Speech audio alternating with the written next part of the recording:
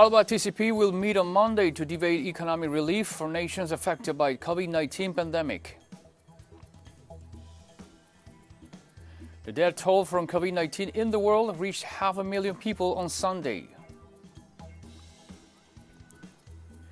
In Mali, a medical detachment from China guaranteed the health of more than 3,000 peacekeepers. From the headquarters of Telesur English in Havana, Cuba, this is From the South. I'm Ernesto Dominguez.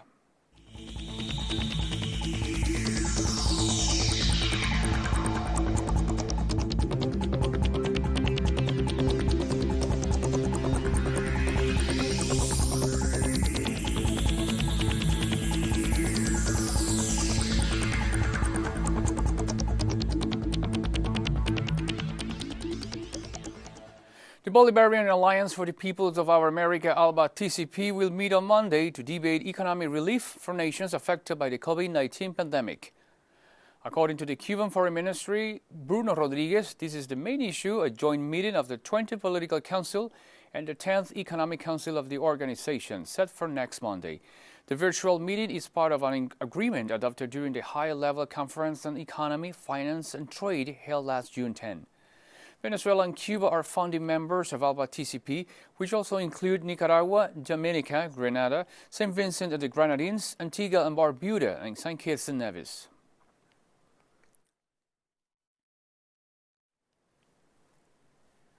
In Cuba, students are looking forward to finishing their current school year after the country's education minister announced that all schools will reopen on September the 1st.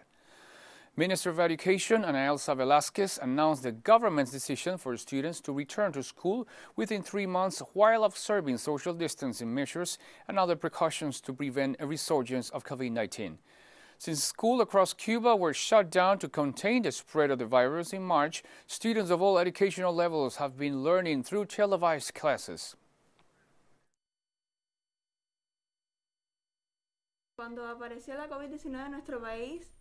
Well, when the COVID-19 broke out in our country and schools closed, I felt lost due to this uncertainty about our future.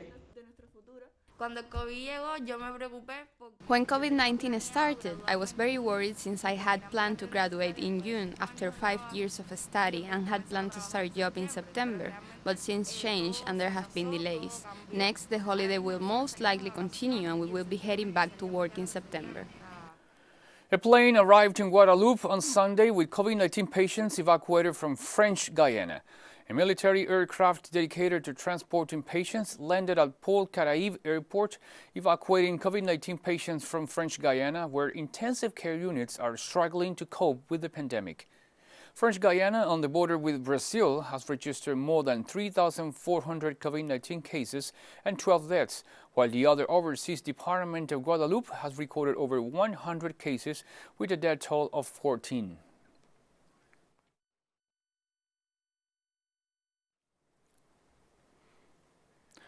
On Sunday, demonstrators gathered in Sao Paulo, Brazil, to protest against far-right President Jair Bolsonaro.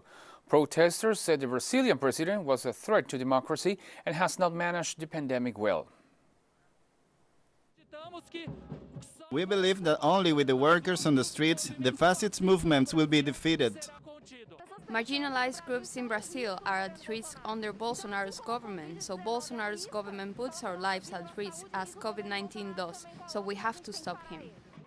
In the past we were on the streets saying not him, now we are on the streets saying he will fall.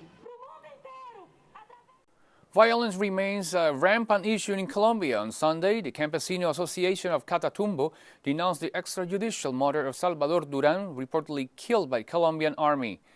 Salvador Duran was killed after being shot 5 times. The murder took place on the border between the townships of El Acerrío and San Juancito in the region of Catatumbo. The Campesino Association added they saw 4 men in uniform abandon the place where Duran was killed and later joined a military patrol. But officers denied being present.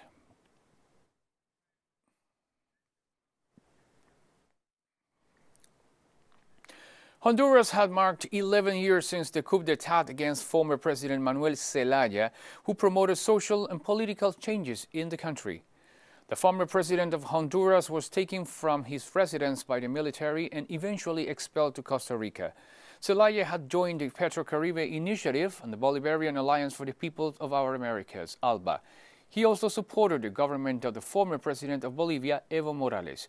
The coup was initiated after a call for a non-binding consultation of a National Constituent Assembly so that Hondurans could decide on the government model they wanted.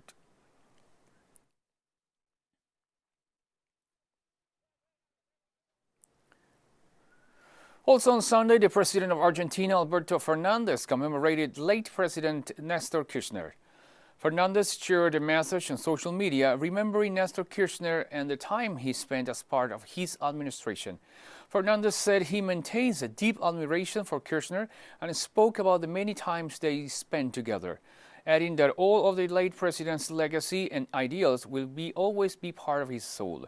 In particular, Fernandez recalled the days of Kirchner's inauguration in 2003 and the happiness they all felt as their journey began.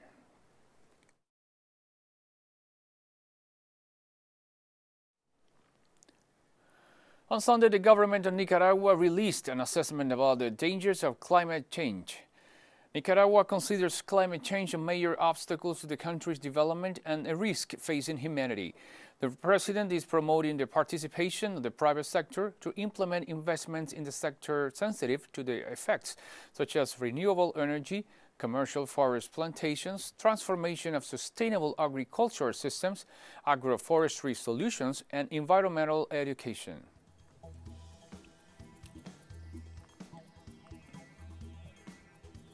And we're taking a very short break now, so don't go away.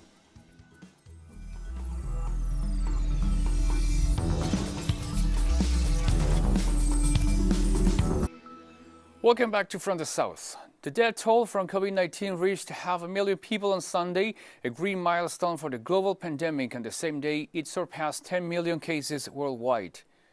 While the overall rate of death has slowed in recent weeks, health experts have expressed concerns about record numbers of new cases in countries like the United States, India, and Brazil, as well as renewed outbreaks in parts of Asia. North America, Latin America, and Europe each account for around 25% of cases, while Asia and the Middle East have around 11% and 9% respectively.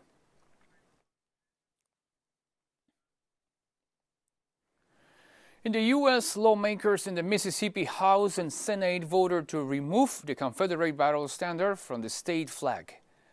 The bill calls for a 9-member commission to design a new flag that does not use the Confederate standard and does include the phrase "In God We Trust."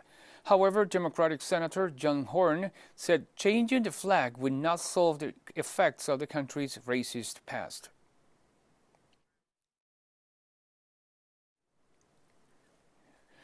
And the European Union will keep its external borders closed as a preventive measure against the second wave of COVID-19 outbreaks in several countries in the world.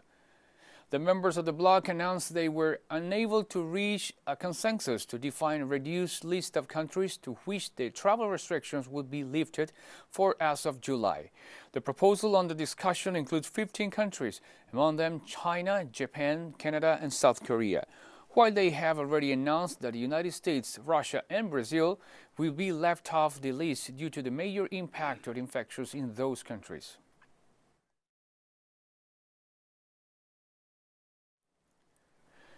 British pediatricians warn the lockdown has had serious consequences for youngsters from the most vulnerable families. This month, the UK's Royal Society of Pediatrics and the Child Health has warned there could be serious consequences for the health of deprived and poor children in the future.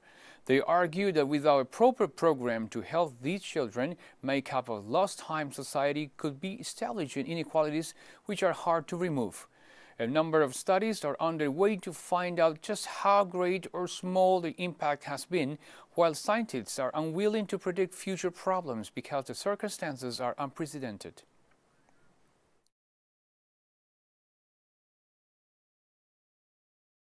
I'm scared. I don't want. I know they are already open, but I just don't want to go. Even if it's mandatory, I think I will not. I don't want to risk our lives. Yes, there is a concern about depression that's already quite acute, that we don't have to wait for that to be a long-term consequence. That's already happening.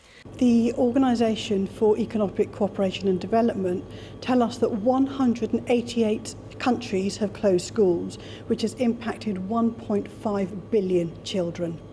And the World Bank tells us that 70 million people will be driven into deep poverty as a result of COVID-19. So we are looking at a global problem in terms of people who are experiencing any kind of disadvantage or vulnerability. In Russia, tens of thousands of residents are going to receive free COVID-19 antibody tests. The Federal Service for Surveillance on Consumer Rights Protections and Human Well-being intends to test tens of thousands of residents to collect enough data for statistics. The data obtained will allow healthcare workers to draw conclusions over herd immunity in the country and answer the critical questions of when the epidemic will end. Similar testing will take place in 22 regions of Russia, where the results will assist in the development of vaccines against coronavirus. Russia has registered over 600,000 positive cases and more than 9,000 fatalities.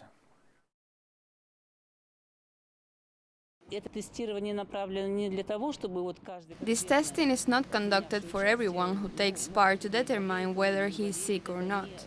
It is not assessment of health state, but a state of immunity, namely, to what extent a person has contacted the coronavirus and formed some kind of immunity or defense mechanism. I just don't know. I beg everyone, especially Krasnoyarsk citizens, to observe the rules that have been established, comply with the mask regime and wash your hands. Because again, please know that patients get the virus from family contacts. No compliance with hygiene standards lead to the fact that family members infect each other. First the wife, then the husband, then grandmother and grandfather. China has imposed a strict lockdown on nearly 500,000 people near the capital, Beijing, to contain a new outbreak on Sunday, as authorities warned it was soon to relax over the new cluster of cases. After China largely brought the coronavirus under control, hundreds were infected in Beijing and cases emerged in neighboring Hebei province. Health officials said on Sunday that Anxin County, which is located about 150 kilometers from Beijing, will be fully enclosed and controlled, the same measures imposed by the height of the pandemic in the city of Wuhan. Meanwhile, Beijing has completed nucleic acid tests of nearly 7.7 million people, according to Shang Qian, deputy director of the city's anti-epidemic steering group.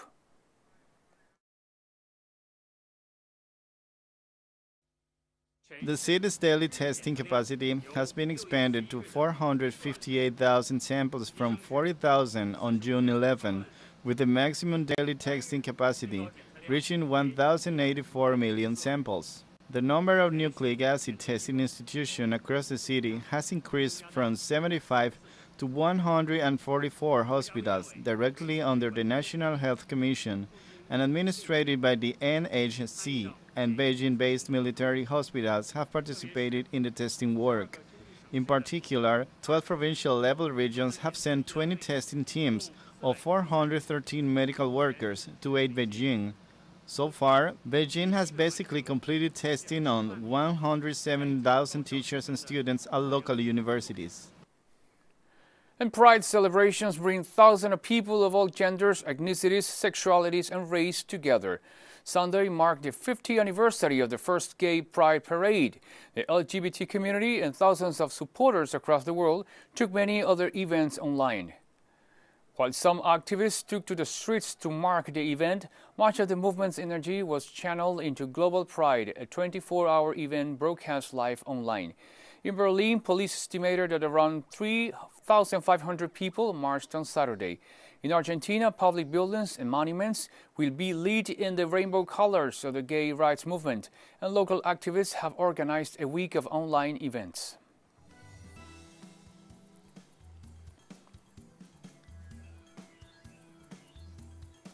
And we have more stories coming up after this financial break, so stay with us for more.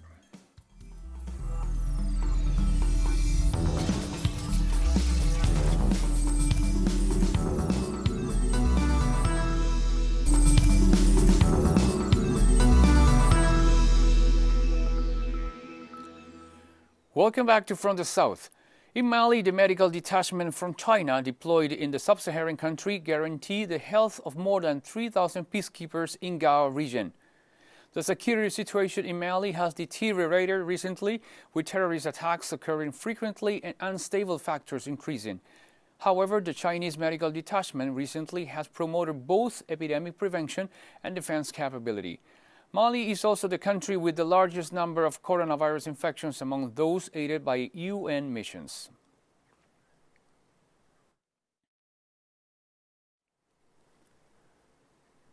In Randa, confirmed cases of the novel coronavirus have surpassed 900. Also on Sunday, 30 patients were discharged from treatment centers, raising the tally of recoveries to 443. According to authorities, the latest results were drawn from more than 3,000 sample tests. Though the cases might be increasing in Randa, the German Robert Koch Institute announced last week that Randa is no longer a COVID-19 risk area.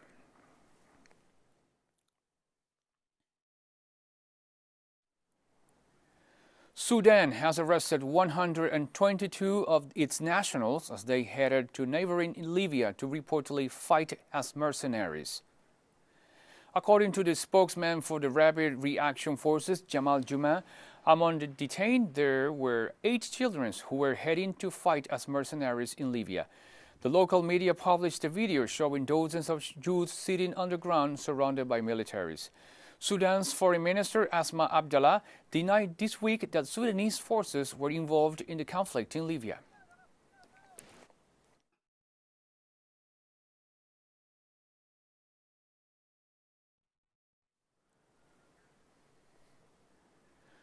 The Justice Minister of the Democratic Republic of Congo was briefly arrested on Saturday, the latest twist in the crisis over proposed judicial reforms that have triggered violent street protests. The action against Celestin Tunda Yakasendi came a day after he clashed with President Felix Tshisekedi over the contested legal changes, according to a ministerial source. The reforms proposed by supporters of the still influential former President Joseph Kabila has caused a damaging rift in the fragile government coalition. Tunda Yasakenda, a lawyer by profession, stated to the local media that about a dozen officers had surrounded his home in Kinshasa, the city capital. The controversial reforms include proposals to define the powers of judges, which critics say is a ploy to muzzle the judiciary.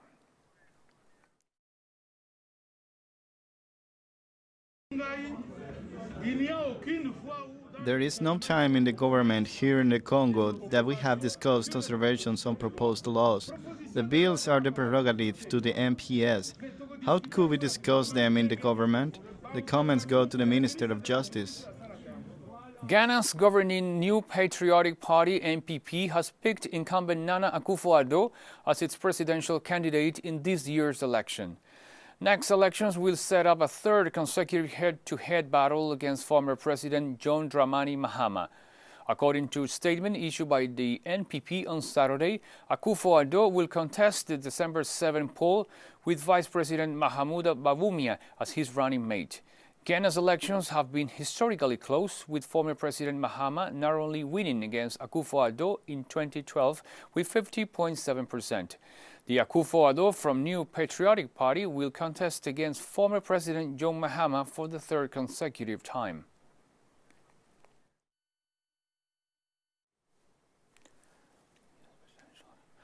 And the head of Libya's Presidential Council, Fayed al-Sarraj, called on the International Criminal Court to urgently send a team to investigate crimes committed by Khalifa Haftar's forces.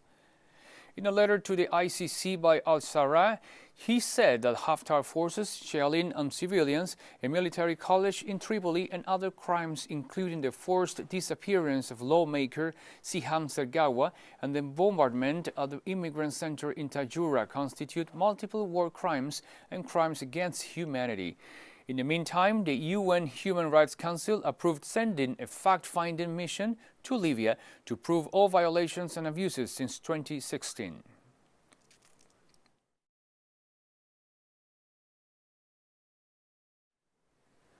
Somalia's Electoral Commission has announced that upcoming general elections will not take place as scheduled.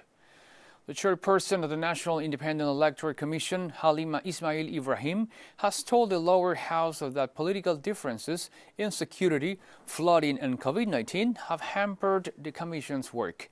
More than 6 million Somalis are estimated to be eligible to vote, half of the country's population, but the commission targeted registering fewer because of the security and logistical constraints.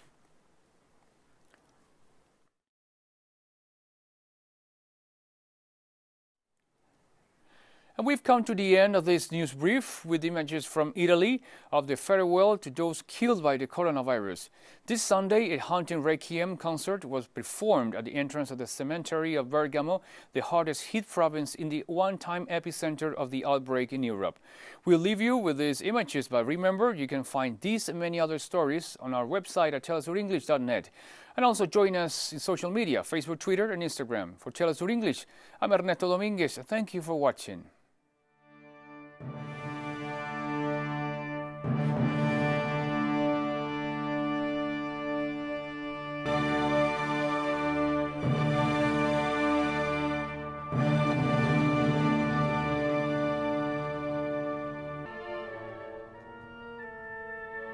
Addio.